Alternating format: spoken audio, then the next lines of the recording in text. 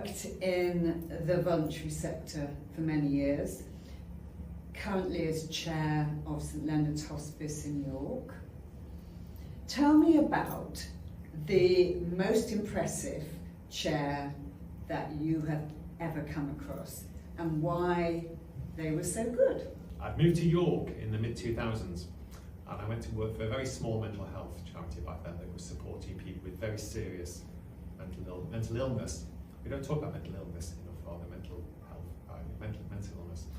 And the chair of the board there was a retired army brigadier, and I don't have a military background and I don't really know much about the military, but this guy was absolutely amazing. He'd taken on the chair because his son was being supported by the charity, but he brought with him a wealth of experience and planning and connections at a level I'd never worked at before, and he taught me so much about leadership in its broadest sense, but really quite humble and compassionate leadership. This was a guy who on paper was up here.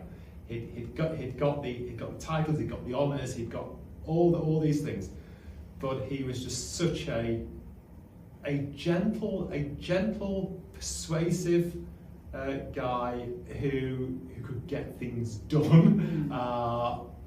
We all left the room agreeing with him every time, but the way he did that was in such an inclusive way. And yeah, he just taught me a lot.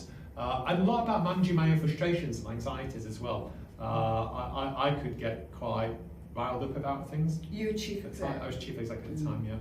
And we were going through quite a lot of change, quite a difficult time. And he'd take me to one side and he'd just say, David, just take a breath, take it. And he'd say it in such a calming way, and then we'd work things through together. And I knew he had my back. And if I was in trouble, he'd be there beside me, and he was.